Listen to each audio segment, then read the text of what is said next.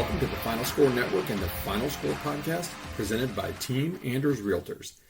I'm Andy. He's former NCAA student athlete and co-host. Ryan, Cam, two-hand monster flush off the inbound.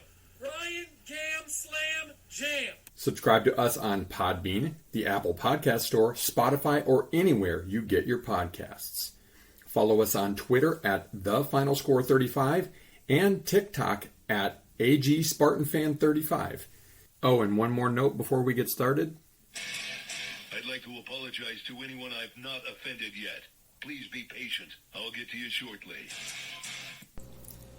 Welcome into TFS Pod 140.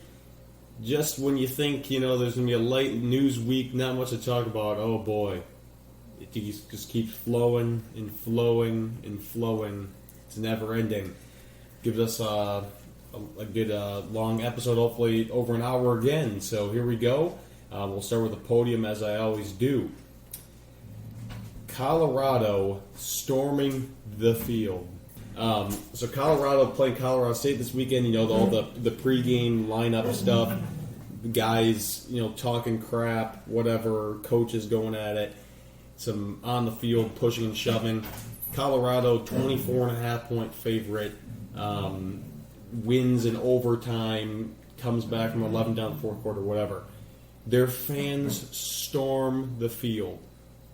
Why are you storming the field when you're a 24.5-point favorite against a school that was 0-2 and was like 1-11 last year? I get you were 1-11 last year, but aren't you top 25 team? Don't you have Dion? Aren't you guys going all the way?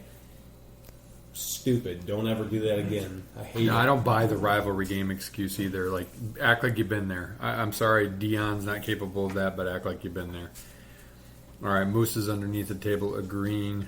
All right, so my opening statement this weekend, look, I'm going to preface this by saying I do not hold Harlan Barnett or in a couple of days of being able to come back to the program, Mark D'Antonio, accountable for the absolute train wreck that was seen in Spartan Stadium last Saturday.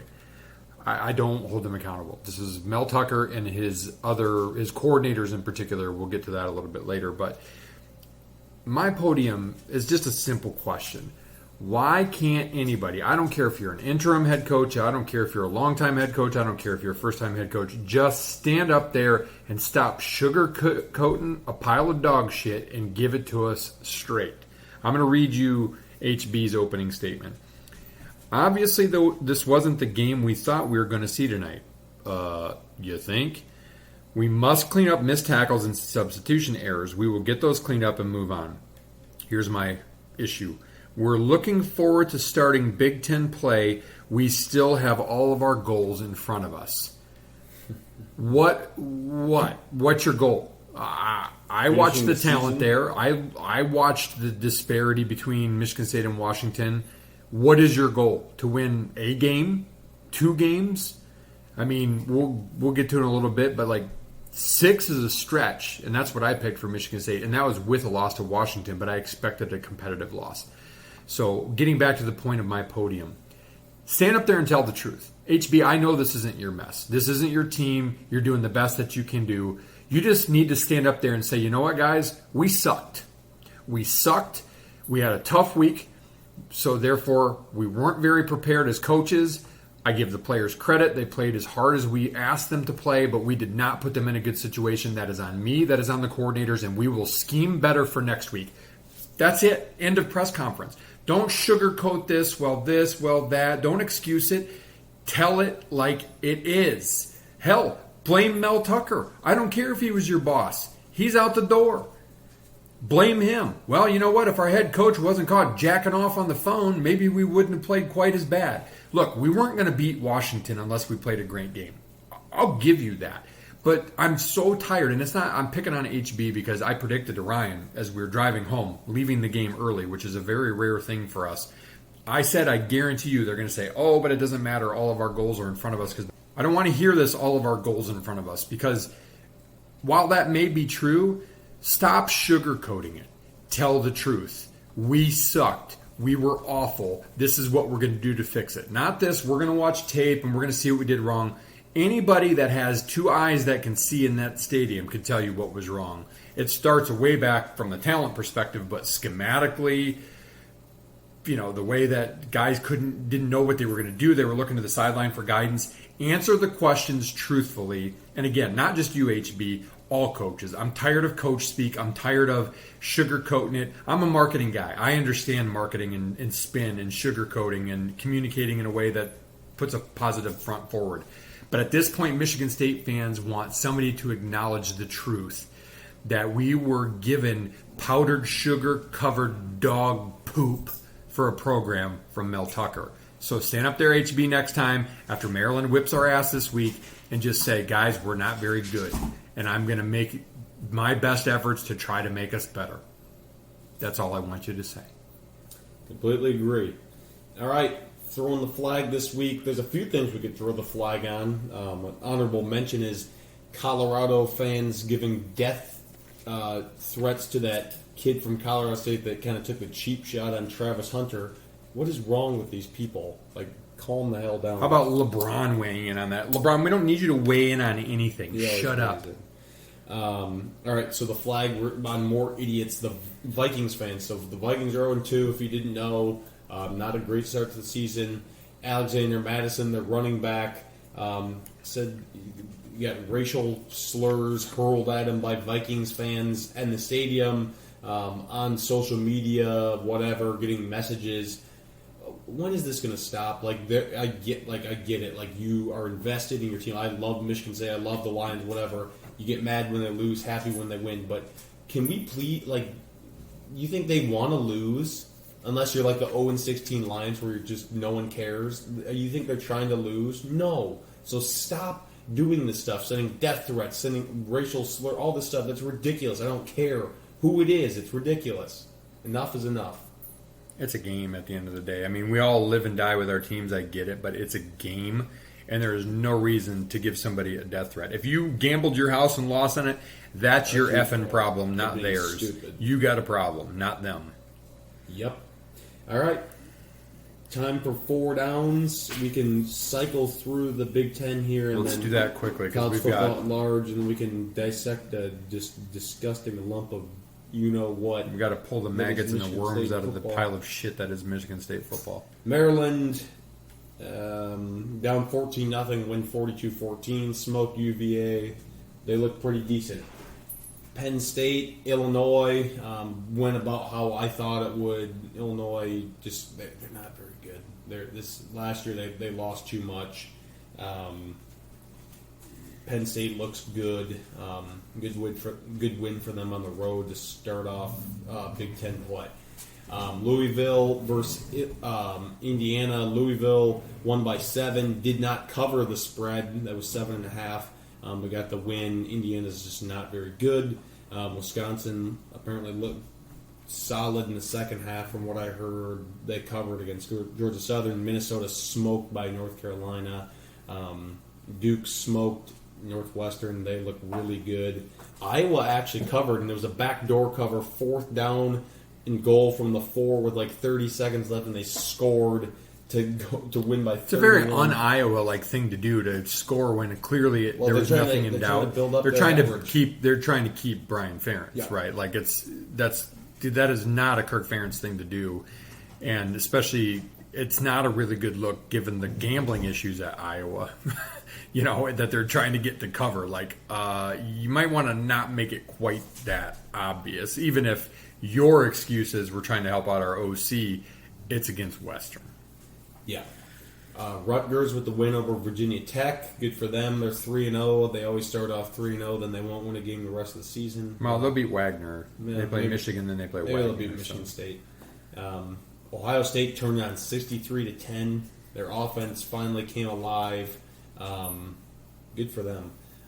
Nebraska, they've I've never even heard of this quarterback that they had. I don't even know his name. I didn't think it was I saw it Purdy. online. It wasn't. I can't. It was some big guy. And apparently, 3 of their running backs are out for the season. Oh man, snake bit. Yeah, literally. Michigan. This is the one right here. Newsflash: they're not very good. What do you say, Ryan? When you're good, you win. When you're great, you cover, and they haven't come teams close win, to. Great teams cover. They haven't covered. They're 0-3 against the spread. And look, it JJ should have threw- been 24 because JJ threw 3 picks. Should have been 4. that was a pick that it turned into a touchdown by Bowling Green, and Bowling Green had 2 guys carted off They the only field. had like 300 some yards against Bowling Green. Like I get it. Like it's early in the season still. You don't have Harbaugh. But last year they were winning these games. Oh, but according to M Live, Harbaugh, really learned a lot when he was sitting on the sideline for cheating. Like he learned a lot. Well, I'm sure he learned a But lot. if you remember last year against these types of opponents, Michigan was winning 63-0. Running up the score, and they're not. They don't look as good. I mean, they have talented players. Don't get me wrong; they're probably still the best team in the Big Ten. But good lord, college football is not that good this year. I don't think it's weird. Purdue. They're a train wreck. Syracuse comes in, beats them 2 years in a row. We thought they'd get it done. They didn't. Not great. Other around college football, the Colorado State game was a classic, a really good one. I wish Colorado State had won, but whatever. Alabama struggling. They're just not very good. I'm sorry. Their quarterback. I don't know why they terrible. switched quarterbacks. Like the first guy, I can't remember his name. No off the top of rope. my head. He wasn't that bad. I mean, this guy Buckner from Notre Dame was He's horrible. very bad. I just kept seeing the Family Guy replay of what's his name, Bruce, with "Sorry, y'all, that's the first time I throwed a ball." And he threw it to the ground. That was pretty much their quarterback. I Right. mean, it was bad. Right. So much so Really that their bad. third string guy was playing. Yeah, I'm trying to think. Georgia kind of struggled, then won. And Georgia struggles against South Carolina, though. South Carolina has beaten them a couple times in the past few years. so. Tennessee lost to Florida. Shocker. Big win for Florida. There was a big fight at the end of the game. Guys got suspended. Trying to think what else. Oklahoma State lost to South Alabama. That's pretty funny. Nothing else really. This weekend's games are awesome. Yeah, last weekend the night It's games kind of a were dud. not very good. It was just kind of, and I mean, we came home and hoped to see some football after what we watched, and we did not get to see that. So, No, not good. Yeah, and let's get to the all right, the I'm gonna moment start. we've all been waiting for. I got to start with this because I don't know if anybody listening knows this about me, but I do this for work all the time. We have fun like spoofing songs and videos and stuff for some of the like info edutainment, I call it, stuff that we do. And this has hit me tonight. A verse from Macklemore's Thrift Shop. So we don't have it queued up for the music like Tuck come and hit the K9 jackpot, and they hype in that mother effa.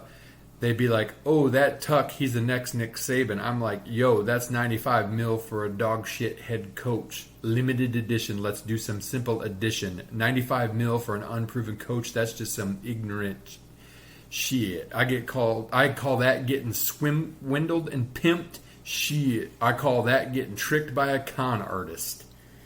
That's my entertainment contribution. Good. My lack of white rap skills. Look. Anybody who saw, if you paid for the Peacock to watch the game, I'm sorry. If you were at the game, which, I read something that said, what was disappointing is Michigan State packed that place out to show support. No, they didn't. There were more people at the Central Michigan game. Student section was full. I give the students credit. They've been coming out in droves. It was great. That's not going to happen much longer because that product on the field is bad. I've got a handful of notes that I'm just going to kind of throw out there, and then Ryan, we can kind of go back and forth on some of this.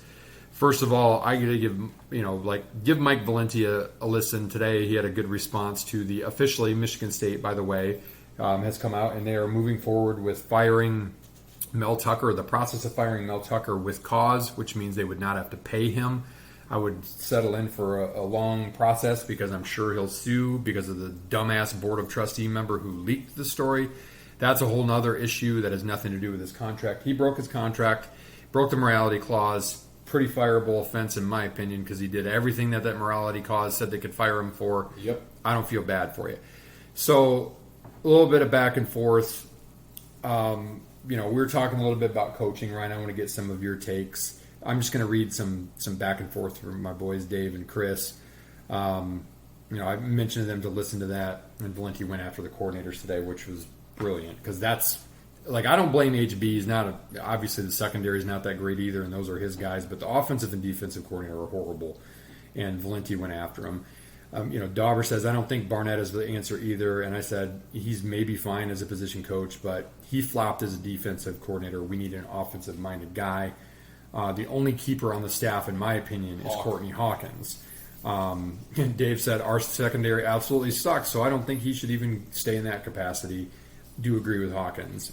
And then Chris chimes in, if Barnett somehow manages to get this team to a bowl game and win 7 to 8 games, I think we make the mistake of hiring him, a la Bobby Williams. I'm throwing that part in there. Yep. He's in way over his head and shouldn't even be considered. Sorry, good Spartan HB, but I agree with that. Yeah, no way. So my takes. Can't argue with that. We need a staff of teachers. Now, not swing and miss at 5-star staff. Get some 4 stars, fine, which Michigan State can do. Coach up the 3 stars. It got us to a Rose Bowl, a CFP berth, and a New Year's Six. That style works for Michigan State. Based on what I saw Saturday, we might get 4 wins. Who's a sure win that's left? Maryland's not a sure win. Iowa's not a sure win. Rutgers at this point is a maybe. Michigan, barf emoji, no way. Indiana, okay, I'll say that's a win. Nebraska, maybe. Ohio State, crying laughing emoji. Penn State, crying laughing emoji. That means win the yes and 2 maybes plus either Iowa or Maryland to get to 6, and that's not going to happen. That's all I picked Michigan State to do, but that was thinking that we had a little bit more talent than we do. Look, I never expected us to win on Saturday, but I sure as hell expected us to compete. And Chris, says back, Washington's top 10 and possibly top 5 or better. I expected to compete, but there's a lot of football to be played. Even when we were good, Bama absolutely housed us. I don't disagree with that. And as I said, no doubt they're good, but man, our lack of talent was glaring. Kim is a MAC level quarterback. He's just not big enough. He's got the arm talent, but he's not big enough. He's not big The enough. O-line is That's MAC so level. enough. The scheme on defense is elementary school. It's so horrible, I can't even tell you really how good the secondary is. I can tell you this, Mangum can hit. Some of these guys can hit a little bit, but that's all they had to do was hit, right? Halliday is a run-stopping Big Ten middle linebacker, not a side-to-side 4-2-5 guy. Burn that bleep down. Like I said earlier, I predicted to Ryan on the way home that the first words in the press conference would be all our goals are in front of us. I say, F that. I'm tired of that noise. What goals? To win another game? Get up there and tell the truth. Our guys are not good, and we're going to try to make them better. What else is there to say? Here's my last point on this. We are built for today's Big Ten West. Maybe. Not to compete with Michigan, Ohio State, Penn State, or anybody else that has a heartbeat on either side of the ball. It's embarrassing. Captain agrees. We got conned and swindled by Tuck the... What's a word that rhymes with Tuck? In my rap, we got swindled. Michigan State got absolutely swindled. And I'm going to say what Valenti said and, was said before. I didn't want to necessarily admit it before, but I will admit it now. Michigan State was what it was a couple of years ago strictly because of Kenneth Walker. There's no question about it. That's why Michigan State was good. And, it has gone from bad to worse. The talent disparity is incredible. And look, Deion proved that you can burn it down and go transfer portal for a year at least and then start to build with recruiting. But, man, Michigan State has got a lot of work to do. And so that begs the question. I don't even think it's not even worth reviewing the game. Because here's my other beef with the Michigan State game the other day. Why is Caton Hauser not in there at the beginning of the second half? Why? The game was over. And Michigan State is still trying to establish the run. You left your players hanging out there to dry, Jay Johnson and Hazelton, 2 of the worst coordinators in the history of man. Fire them now. Fire them. Make Hawkins the de facto offensive coordinator. Barnett, you call the defense, or make Coach D call the defense, or switch it up and let him be the head coach because guys weren't in position to sub right. That's an assistant coaching problem and a Mel Tucker problem. The problems here are endless, and they're not going to be fixed this year, and they're not going to be fixed without talent, and they're not going to be fixed for a while. So I agree with you. I'm just so done with Michigan State football. It's just it's a constant crap storm. The quality control is what I've complained about the last 2 years, and it's gotten worse. That's on Tucker for not instilling any sort of discipline. I mean, this is a John L. Smith, Bobby Williams coach team, and then some. I mean, there's nothing. The players get stupid penalties. Like you said, the substitution errors.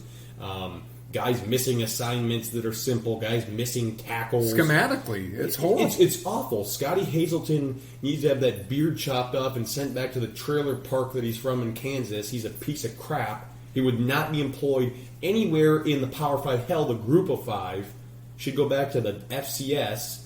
Same with Jay Johnson. He's only there because he's buddies with Mel for God knows what reason. Well, look, you look Terrible at as a job. Michigan State ran the same defensive scheme that they did last year against Washington. They got shredded last year. Why would you not change it up? Why do they run the 4-2-5? Michigan State was better last year when they ran a 4-3. They were. They don't have Darius Snow back fully healthy. Yeah, he was on the field a little bit, but they don't have him back.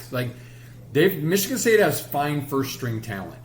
There's depth in some spots, but not in enough spots, and there's not enough talent being worked and improved. Like I said to Ryan the other day, there are not that many 5-star offensive linemen in America. There just aren't. Michigan State's best linemen in history are guys like Jack Conklin, who was a walk-on that was coached to be good by Mark Staten. Like, a good coach can take a guy that's got the size and teach them fundamentals. Yeah, it's okay. The 5 stars, the difference between the 5 stars and the 3 stars in the offensive line is athleticism. Because guys that are 6'6", 6'7", 6'8", 325 pounds kind of grow on trees these days. Like, every team's got them.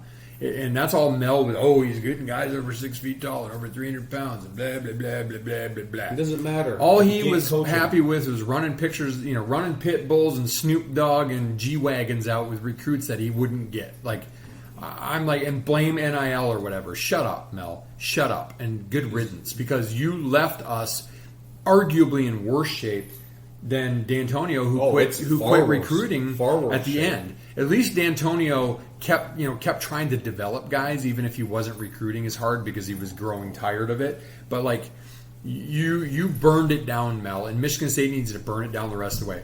Are a lot of guys going to probably hit the portal? Yep, probably. I argue that starters will probably stick around because why would you leave a starting role even at a mediocre to bad Big Ten program and risk going to be second or third string at a slightly better program unless you're going to transfer down, which that's another sign is most Mel Tucker guys historically have transferred down, not up or not level, right?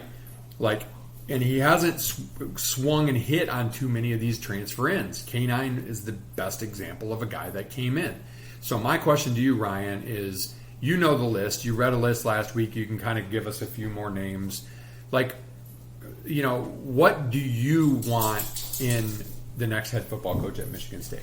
I want a program builder. I want a guy that's under the age of 55 years old. I want a guy that is proven to be able to develop guys and get them better as they get older.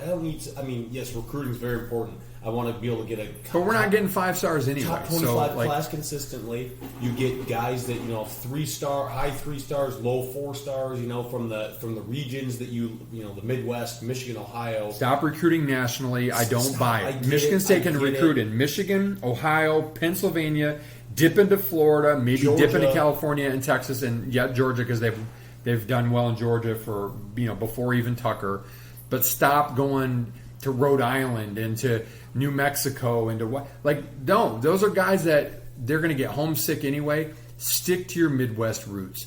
Let's start it where it makes sense, which is to get Michigan State consistently winning, like D'Antonio did, 8 and 9 and 10 games a year, and then build up to that blip where maybe you compete. In the new world of 12 playoff teams, you don't need to be top 4 anymore. You just need to be top 15. We need to have a chance, right? With parity, you just need a chance. And so I agree with all those things, Ryan. And in my opinion, because Michigan State always goes for a defensive guy, you need an offensive mind. I'm telling you, get Washington's guy, you got to get an offensive coordinator. Washington's coach, that's really good, who's a Midwest guy, I'd take him in a heartbeat. He's built up Fresno. He's doing well at Washington. No, he's not because they're going to grow. But there's a lot of guys out there They need to do diligence. And here's the other thing. The Board of Trustees cannot be freaking in the way on this. This was something I was going to save for Hodgepodge third down, but I'm going to throw it out there now. And this was a quote from Jim Comparoni at Spartan Mag. As for this year's potential search and the navigation of potholes, chief among those ruts will be Michigan State's infamous Board of Trustees. Board members need to stand back, resist grandstanding, let Haller do his job, vote when presented with a case, work hard, keep their mouths shut, and maybe good things will happen. The problem is that is a hell of a big ask for Michigan State's Board of Trustees because they are politicians as crooked as the president and the vice president and the etc. in the United States today. That is the problem that I have with the Board of Trustees. It dates back to well before I was at Michigan State, and it's continued, and it's awful. Some coaches that I would love for Michigan State to get involved with are Mike Elko from Duke. I think that'd be an excellent hire. Maybe Jonathan Smith from Oregon State, Brian Hartline, Ohio State's offensive coordinator. Obviously unproven, but as a head coach, but really good recruiter, Midwest guy. He's done a really good job at Ohio State, developing guys as well. Those are probably my top three right now. Do not want to go after any MAC guys. Do not want to go after any NFL guys because I think they would just bolt. MAC guys just don't have a good recent track record. No one's good. Historically, yeah, MAC guys. Bo Schembechler, Woody Hayes, Eric Parsegian, Brian Kelly. But that's just not been the case lately. So, no. And I'm okay with a Heartline if he surrounds himself with a good staff, which I think a guy like that would. Regardless, you do. You have to go. You have to get an offensive coordinator that's young, innovative, has played football in the last 10 to 15 years. The NFL route. And go hire a guy like Jim Leonard, who's just an analyst now for Illinois. Hire him as your defensive coordinator. Right, exactly. He's a very good, proven Big Ten guy, understands how to recruit the Midwest. Yes, that's a great. Develop talent. Yeah, that's what Michigan State needs. All right. Enough of that. Now for a word from our second down / Big Ten segment sponsor, Norris Sports Group. NSG is a boutique agency of experts with 30-plus years of experience in sports sponsorship, endorsement strategy, program assessment, contract negotiations, event activation, and post-campaign measurement. Visit norrissportsgroup.com to learn more today. All right, Ryan, week 4 preview already. All right. Let's do our picks this week. It's a big week. Most of the Big Ten is starting to play each other, so that's cool. We'll start off Friday night, a little Friday Night Lights. Wisconsin travels to West Lafayette for a little showdown. Only like a 7.5 point favorite. Yeah, we're doing straight on that favorite. one. I think Wisconsin's going to demolish them. Yeah, I would punch that. Purdue's not very good. I would punch that spread right now for sure. Yep. All right, Michigan versus Rutgers. I put this together yesterday and had it at 25 as the spread. It's at Michigan. Michigan usually tries to smoke Rutgers. But Rutgers gave him a run last year. Yeah, and run recently. And during COVID, they should have beaten them, but they didn't. I'm going Rutgers plus 25. Yeah, if it's 25 for sure. I don't see them. I mean, Rutgers has played pretty decent. I don't see them winning by 3 touchdowns the way they're playing right now. I mean, they'll probably tell you because their Lord and Savior Jim Harbaugh is back that they're going to win by 6 touchdowns. But if you can't beat the Scrubs by that much, you're not going to beat Rutgers by that much. No. I'm going to pick Rutgers to cover that. Yeah, no way that they cover that. All right, Florida Atlantic versus Illinois. Illinois 12-point favorite. They're going to cover. You know why? Florida Atlantic's quarterback's done for the season. Yeah, I mean Illinois is right where I actually had them pegged at this point in time. In my previews, I had them 2-1 or 1-2 at this point. They barely scraped by Toledo. I think they'll cover that too. I think they've got a little bounce back. They battled Penn State last week. They're just outmanned, but I think they get Florida Atlantic this week. Yeah, I could see that as well. Louisiana Tech versus Nebraska. Louisiana Tech is not very good. I think Nebraska gets 20 points of the spread. I thought Nebraska wouldn't cover against a better Northern Illinois team last week, and they did not. I'm going Nebraska to cover the 20. Yeah, I'll take Nebraska to cover against La Tech. I could see. I mean, although with their running backs out, I don't know, but yeah, I'll take them to cover 3 touchdowns. So Minnesota at -11 yesterday. I'm rolling with the Gophs against Northwestern here. It's in Evanston, but good lord, Northwestern's terrible. Yeah, Minnesota all the way. Yeah. Not even close. Indiana versus Akron.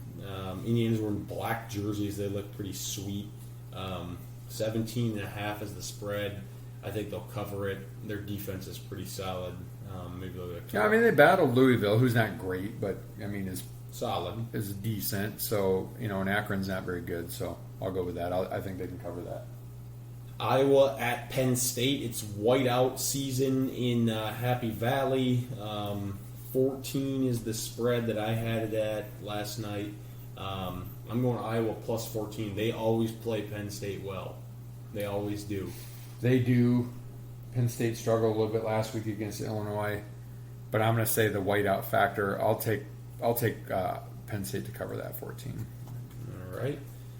Last, but certainly, or one of the last games in the Big Ten, Michigan State versus Maryland. We're going straight up here. I mean, it's Maryland. Michigan State's not going to win. I don't think they have a chance to win. Maryland went from a 4-point line to a 6.5-point line. It's going to be 10-12 by the end of the week. But, I mean, I would get Maryland now while you can because Maryland can throw the ball around the yard and Michigan State can't play defense worth a lick. Yep. Notre Dame, Ohio State. Ohio State goes into South Bend as a 3-point favorite, I believe. Ladies and gentlemen, I'm picking against the Buckeyes here. I picked it all along from the beginning that Notre Dame was going to win this, and I stay true to that. I think that Hartman's going to have a really big game, and their defense is pretty solid. So I think Notre Dame pulls out the dub, the Golden Domers. And Notre Dame didn't beat Central any worse than we did, though. I'm going Ohio State. A few outside of the Big Ten games this week to get our quota up here.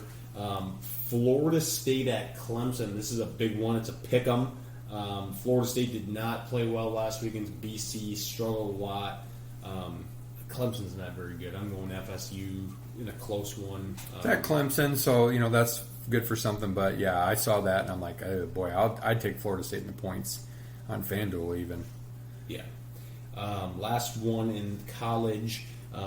Oregon State at Washington State. That's a big game. The two leftovers in the Pac-12. It's in Pullman. Pac-2 battle. I'm going with the Cougs, baby. Are we doing straight up? Yep. Because they're getting some points. I'm going with Cougs as well in this. The Fighting Jason Hansons. Yes, sir. We don't want to pick Oregon, Colorado? No, the spread's 20. Yeah, it'll be an interesting game. I'm surprised Fox, CBS, ABC, NBC, CNN, CNBC, Disney, Nickelodeon, everybody and their brother isn't going to cover that game again. Speaking of that, they just announced this morning that the big noon game in 2 weeks, USC versus Colorado at the Coliseum. 9 a.m. kick in California. Holy hell. That's ridiculous. It's so Gus. They're so Gus Gasm on Dion. I just come on. I get it. They're having success and he's flipped it around, but stop stroking the ego of somebody who doesn't need his ego stroked anymore. Right. How did we do last week in our picks? Let's see. I went 8-6. You went 7-7. And last, but certainly not least, Lions Falcons. The Lions have a must-win game ahead of them. I think they get it done by the hair of their chinny chin chin. They are owed one from last week. Yeah, we'll get into that a little bit more on the owed one, but I would agree. I think that what are they favored by? It's 3. I think that they'll win. Atlanta's off to a 2-0 start, and the stat in the NFL is 64% of teams that start 2-0 end up in the playoffs. But I don't know if they're that good. They're in a bad division. They had a nice comeback against Green Bay, which we'll talk NFL here in a little bit. But I don't know that they're that good, and the Lions are going to be piecing some things together injury wise. But I still think they've got a little bit of. A letdown was coming last week. Maybe Seattle's kind of had our number, but I see the Lions winning that game too. Yeah. That's the last one, and that's number spot or down number 2 here. Let's hodgepodge it. So something requested a while ago that Ryan did some homework on for Hodgepodge this week. We don't have as many questions. We've got a few questions yet from Mitchapalooza, but we're going to save those to sprinkle them in over time, and some that we have left are related, to be honest. So one of the things that Ryan did, and now of course it just disappeared on me, so I'll keep talking while I'm looking for it, which is never easy for me to do. Chris had asked Ryan, because we always talk about preseason polls. Do they matter? How do they compare to the end? Look, we agree that they're fodder for things like this podcast. Like, I had to sell my management on a 5-year program for why Amway should sponsor the coaches poll back in the day. And look, it got them a ton of impressions. It still gets some impressions, even though they haven't been sponsoring it for a few years. They got deals with the coaches out of the stuff, so that was worth its weight. And because people talk about it, right? But let's look at the nuts and bolts of it, which Ryan did. Dating back to 2010, he looked at the entire top 25. We're not going to do the entire top 25 for all these, past 13 seasons. But of interest, we'll look at the top 5 and how they fared. And then he broke down better, worse, same. So in 2010, 8 teams ended up better than the preseason ranking, 17 worse. Number 1, preseason Bama finished 10th. Number 2, preseason Ohio State finished 5th. Number 3, preseason Boise State finished 9th. Florida was unranked and finished 4th. Texas was unranked and finished 5th. 2011, 9 teams fared better, 13 worse, 3 the same. Preseason number 1, Oklahoma finished 16th. They were close on number 2, Alabama. They finished 1st, natty champs. Number 3, Oregon, close. They finished 4th. And number 4, LSU, 2nd. So they got a pretty good chunk of the top 4 right there. Pretty good. 2012, 13 better, 11 worse, 1 the same. So a lot of teams came from nowhere. USC was preseason number 1, finished 16th. Bama, again, right up there. Preseason number 2, finished 1st. LSU, preseason 3, finished 14th. And Oklahoma, preseason 4 finished 15th. Oregon, preseason 5 finished 2nd. So kind of the moral of the story through the first few there is they're okay in the top 5-ish, kind of, but not overall. 2013, only 6 better. 18 worse and 1 the same. Bama was the preseason sweetheart. They finished 7th. Ohio State 2nd, finished 12th. Oregon 3rd, finished 9th. Stanford 4th, finished 11th. UGA picked 5th, finished unranked. That was not a very good season for them, even in the top 5. 2014, 11 ended up better. 14 ended up worse. Number 1, preseason Florida State, finished 5th. Number 2, Bama. Is Bama in there enough? Finished 4th. Number 3, Oregon finished 2nd. So, those teams finished in the top 5. Number 4, Oklahoma was not ranked. And number 5, Ohio State won it all. Okay, 2 more years, and then we'll look at the rest next year. 2014. Did we just do that? Yeah, we just did 2014. 2015, Ohio State was preseason number 1 coming off the Natty. They finished 4th. TCU 2nd, finished 7th. Bama 3rd, finished 1st. Baylor 4th, finished 13th. And Michigan State, preseason number 5, finished 6th. So pretty close. In 2015, 5 teams in total fared better, though. 19 worse. So looking at the first 6 years since my crack researcher did the 12 years of research, it's pretty clear that preseason rankings don't matter much. No. Generally speaking, in the top 5, they kind of tend to get a couple of them right. At least close in the top 5, which, if you think about it, makes a lot of sense because the NCAA right so far has been pretty top heavy. That's what's going to be the beauty of moving to a 12-game playoff. So that is the first 6 years. We'll get 2016 to present next week.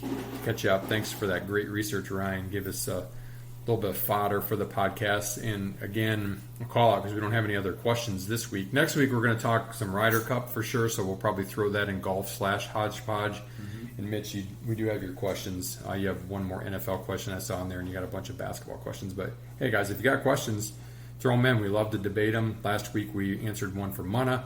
about why teams pass so much more than they run these days, and so on and so forth. So we're happy to give you our opinion for what it's worth, which is probably about as much money as you'd have if you rubbed two nickels together. But nonetheless, if you want us to talk about it, we're happy to talk about it. So now with that, a word from our presenting sponsor, Team Anders Realty will help you find the home that best fits your needs and make the process simple and fun along the way. The Anders have served thousands of clients over 30 plus years in the Grand Rapids, Michigan area and are here to serve you today. Learn more at teamanders.com. NFL Week 2.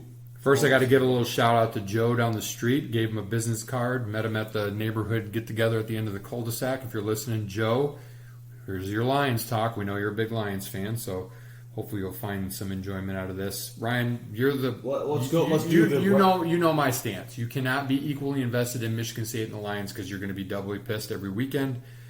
Case in point, this weekend. So I'll let you start. Horrible weekend. I'll give you some of my views. I'll run through the other NFL quick. Any big ones that happened? Eagles, Vikings. The Vikings defense sucks. Their offensive line sucks. Cousins having a good year so far. But good lord, he's got some weapons. Falcons. Give that man an offensive line, and Minnesota would not only go like they did last year, which is whatever they were, 13-4 or 14-3. They'd win some playoff games and they'd contend for a Super Bowl. He's a good enough quarterback, just like Goff is a good enough quarterback. Even though they got rid of Cook, which is kind of ridiculous, he's got a great tight end in Hawk. He's got 1-2 punching wide receivers in Jefferson and Addison. They just don't have a defense, like Ryan said. And I get it. They're hurt up front right now. But that guy cannot be kept off of his ass. And he's fumbled a few times this year already, yes. Go back and watch. One was a fumbled exchange with his backup center. And two of the other ones where he got absolutely obliterated on the blind side. Yeah. The Bengals 0-2. Burrow's hurt again. That's their excuse. They look terrible. They started bad last year, didn't they? Yeah, they've never started well under Burrow. Chargers 0-2. That's not great. Bears 0-2. Shocker. They're not very good. Bears fans were thinking this was going to be a good season for them, and I'm telling you, Fields ain't it. No. He's just not it. No. The 49ers look really good. Cowboys look really good. Zach Wilson stinks, but that's beside the point. Rodgers says he's fighting to come back for the playoffs. You think he can get ready in 4 months from a torn Achilles? It's more the question is, do you think the Jets can make the playoffs? Probably not. Commanders comeback against the Broncos. Hell of an ending to that game with a Hail Mary. Missed the but then probably a pretty obvious OPI or DPI not called, defensive pass interference on the 2-point conversion. I don't get it. I mean, we've got some rough gripes for the Lions game too when we cover that, but come on, these guys are paid to do this. This is their job, like way more than Big Ten and ACC and whatever refs, and even then, pay them full time and let them be full time refs. Like I don't get how you can miss those calls. I just don't get it. Yeah. Then the Patriots 0-2, not a good start. Yikes. All right, Lions. Not what I expected. I mean, that crowd was raucous. That was unbelievable. But just like kind of feel like through the TV. Like Campbell said, need a little slice of humble pie. Apparently. I mean, you can't complain about. I mean, Goff played really well through the pick six. That was not a great throw. Not a great throw. You watch it back, and he broke in when he was supposed to break out. So a lot of times quarterbacks are thrown to a spot. So I can buy that. It's still he played well. He's been playing pretty decent. Montgomery's playing well. Then gets hurt. Could be out multiple weeks. Not great. Gibbs has moments. The Lions need help at receiver. I mean, Amon-Ra and Josh Reynolds are basically it. It's not great. Yeah, he didn't even really target old man that much. 0. He didn't get any. He had 1 or 2 targets. But Laporte is going to be an animal. He's really good. The right whiffed on a lot of blocks. Yeah, that was the worst game. He's usually a really good blocker. Sewell was fine moving over to the left. The Lions stunk though. Jonah Jackson played bad again. That's 2 in a row. Matt Nelson was the right side. Bad. I mean, and then Vitae got hurt. Apparently, they said he's not going to go on IR, which is weird because it looked like he. That looked pretty bad from the back. Blew something out. Yeah, the Lions offense I'm not really worried about. It's the defensive side of the ball. Last year at the end of the year, why were the Lions having success? Getting pressure. This 2 games in a row, they have 1 sack. Not good. Hutchinson didn't even really get as many played like pressures crap. this week. He didn't play This is the well. analogy I used at work today. He's like an 18-year-old walking into the strip club for the first time. He blows his wad a little too early. Like, he gets way upfield. And I get it, he's aggressive, but he also lets himself get pushed way upfield and out of plays. Like, he needs to just hold his wad and battle, and then peel off He can and do then that. make That's the his sack. strength. Is Like, his effort and his Exactly. and his just drive to. They're using have nose his. to the They're ball. using the speed that he has, which isn't world class, but is pretty good speed for a DE. They're using that against him. They're pushing him upfield and out of the picture. And then a guy like Geno Smith, who's been around for a while, he's still good with his feet. Like, if it was Jared Goff, not that great with his feet, you could probably get away with it a little bit more. But like, they got away with it with Mahomes. And I'm going to tell you what, Lions fans would be mad at me for saying this, but I said it last week too. It's part of the game. I get it. I'm not making excuses. I'm not going to put an asterisk on any win or loss. But the Lions got helped out by a lot of drop passes in that game.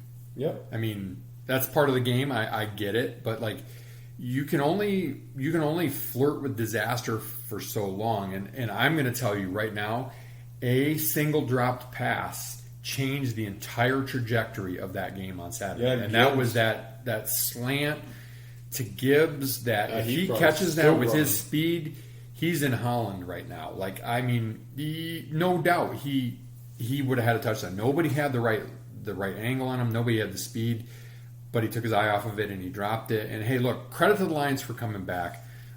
They definitely have fight. They have character. They take on the character of their head coach. I don't fault them for that.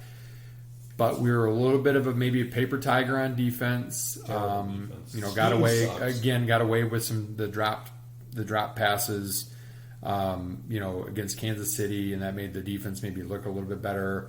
The no guy that pass rush. the guy that was cheating and offsides or false start in the backfield every time for Kansas City was benched because he struggled even then. I mean, Hutchinson didn't get any sacks, but at least he had 7 pressures. But like, the D tackles were out, right, this week, or a couple D tackles were out. But still, the Lions' defensive line had no push. Yeah, James but Houston's out. But on it starts IR with the now. D tackles, and the D tackles need to get the interior of your line, just like your offensive line. You're only going to go as far as your O line and your D line. The rest of the skill Lions positions. linebackers suck too. Anzalone's terrible. He made the one big play So at the end of slow. regulation that was important for the Lions, but I kind of felt like when he made that play and the Lions had the ball, they needed to score a touchdown then and put they it away. dunk If they get the ball first in overtime, maybe they win and maybe You we're a gotta different be able to story. stop But somebody, here's one thing: I'm just going to throw this out there because look, I can eat humble pie and say that Hutchinson has been better than I expected when the Lions drafted him. I do think that he still gets a little overhyped for how many times he overruns and whether you want to call it too aggressive or whatever. But that dude still can't tackle Kenneth Walker. He No. got put on his ass and juked several times by K9, who didn't have a ton of yards but had 2 big touchdowns for Seattle.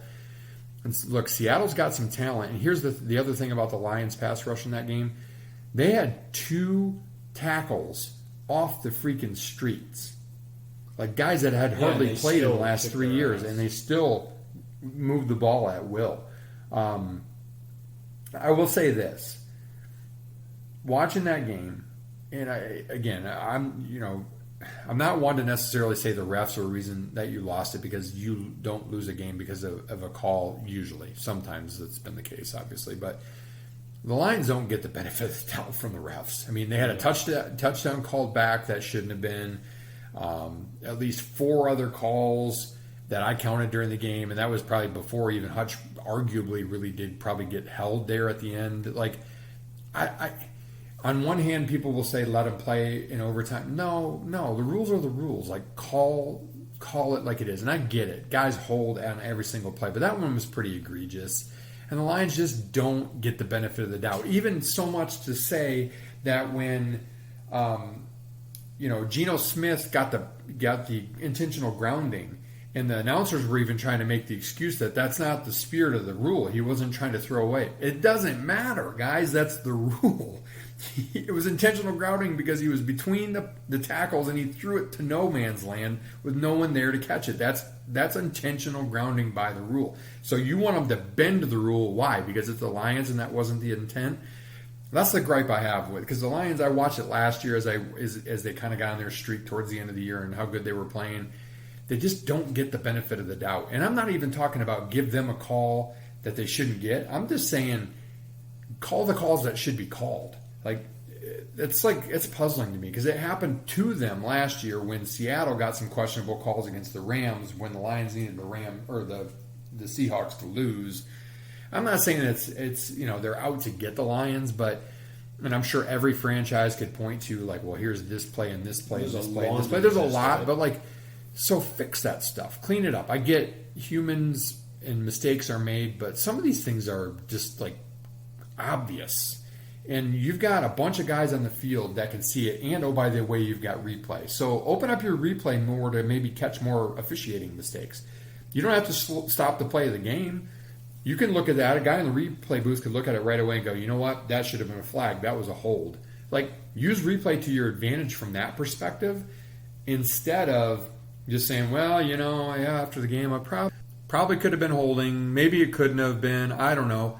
Use replay for that. Why not? If we're going to use replay for and fumbles and things like that, why not use it for plays like that matter? Those plays matter just as much as whether he got his feet in bounds, whether he completed the catch, or what have you. One bright spot I'm going to give you from the refs, I thought it was hilarious on the aforementioned intentional grounding open mic. Referee making the call, Gino's in his face, pleading his case, and he says, do you mind I'm talking to America here? I thought that was awesome. The fact that they missed some other calls in the game, whatever, I thought that was great.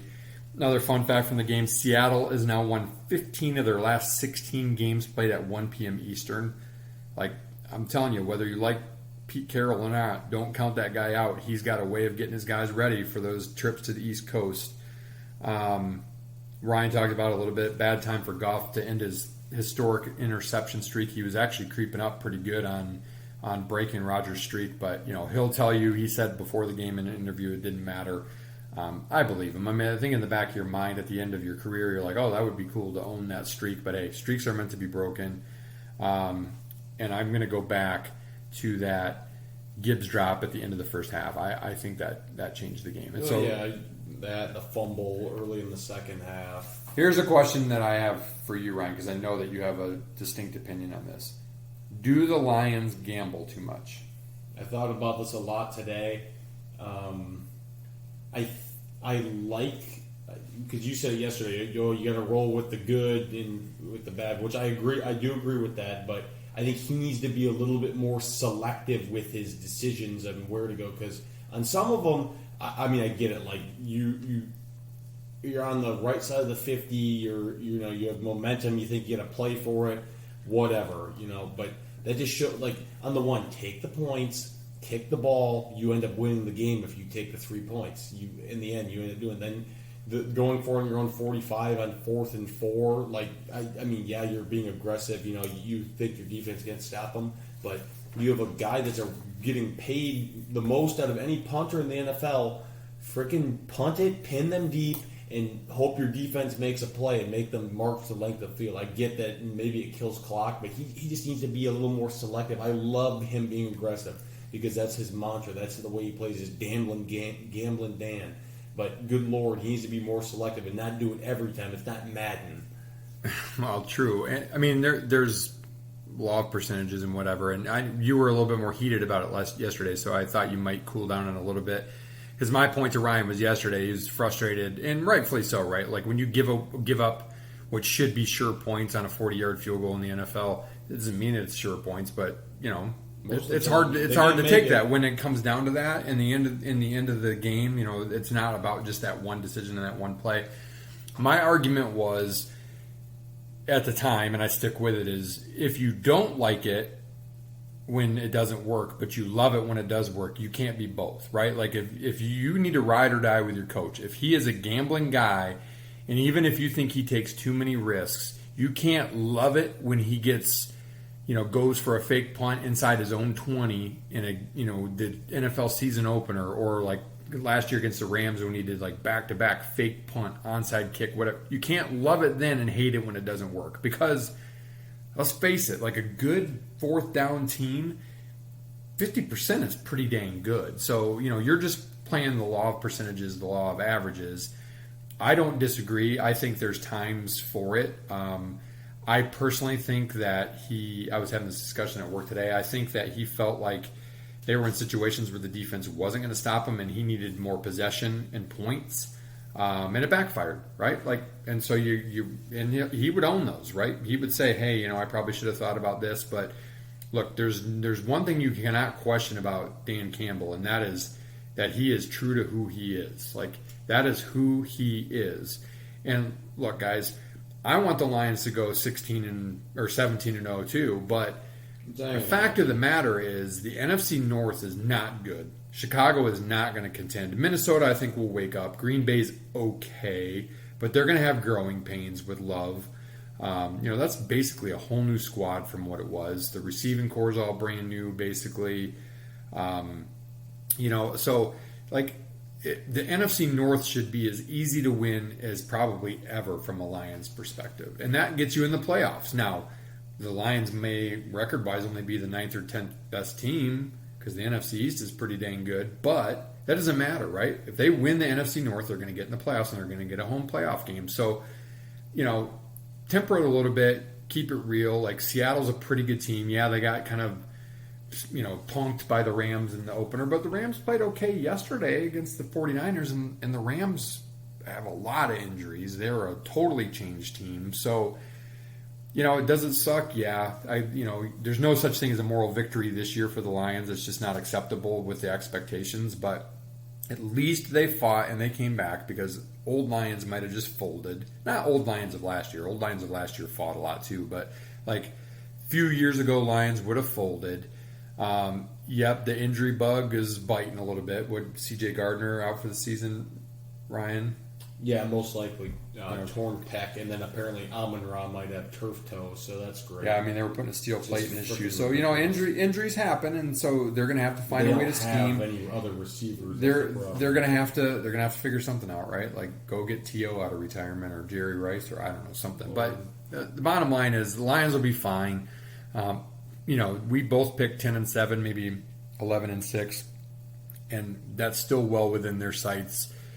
They just need to do good enough to win the NFC North and get healthy as the season goes on. It's a long season. Teams lose guys for the season. Teams lose guys for 4 or 5, 6 games. It's expected to happen. Yeah, it feels like it happens to the Lions a lot, but the Jets could say that too. Like, the Jets have been snake bit too. They finally go out and they get a quarterback that can help them win after they've had all these dud picks in the first round, and then he goes and tears his Achilles, right? Like, it happens.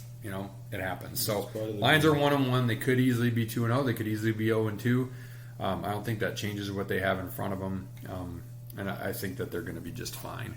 So, here was one Mitchapalooza question, actually. I moved it to here instead of hodgepodge. Name one NFL coach you would have wanted to play for. It can be a current guy. It could be a past guy. It's a good question. I would argue there are more Hall of Fame coaches from my day than your days. Yeah. Dan Campbell's one of them. I'd love to play for that. Because I'm going to just throw a list of guys from when I was young. Joe Gibbs with the Redskins. Don Shula with Miami. John Madden with the Raiders. Dick Vermeil, actually, with the Eagles and then with the Rams.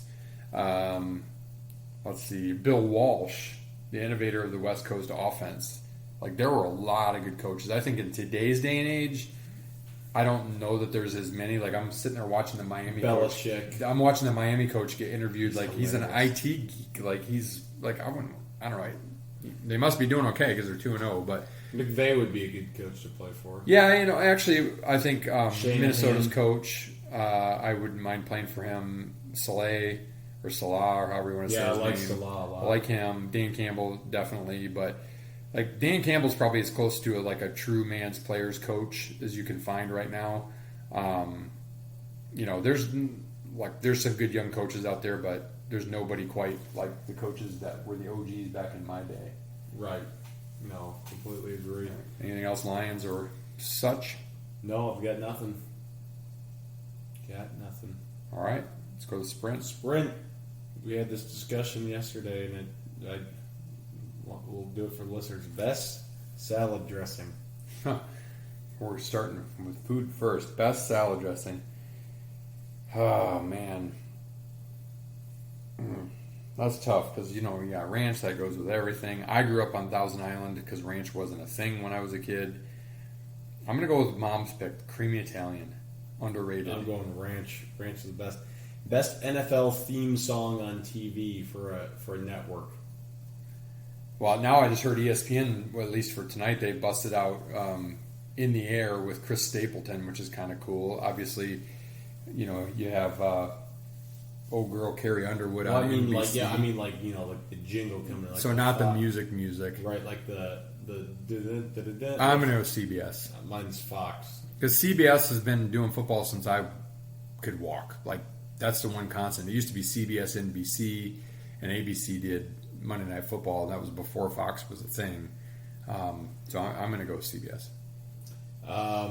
Will there be a basketball version of Deion Sanders in the next 3 years? No. I don't think so. I think I just... There's a lot of teams that try to do it, but... I don't think you can flip an entire roster like he did with the basketball team. I just don't. With the short period of time you have and so few guys that, you can hide a player or two out of 11. You can't do that with a basketball team. No. Best fall... Kansas State tried last year. I mean, they got they pretty did. far with They a got pretty to the patchwork Elite Eight. team. Yep. Best fall food/drink. Oh, man. We got a couple of foodies. I'm just a sucker for a good pot roast. Like, that's just comfort food for me. That's a fall winter thing to me. You get the carrots, the potatoes, a good hunk of beef, and homemade gravy. Best drink, Fireball probably. I mean, that's an all year round, but that just something cinnamon feels good for that time of the year. Yeah. Cinnamon and sugar donuts and Fireball. I'm saying cinnamon sugar donuts and apple cider. Yeah, that's a the good one best. too. All right, that's 140 of these bad boys. Let us know if you have any questions you want us to answer, college football-wise, NFL, maybe golf next week as we prepare for the Ryder Cup. We appreciate you guys listening, and couldn't do it without you guys. And I'm going to stick with the music theme here with my closing quote tonight. Meantime, as country singer Parker McCollum sang, maybe with Michigan State football in mind, burn it down till it's ashes and smoke. Burn it down to the smoldering coals. Burn it down.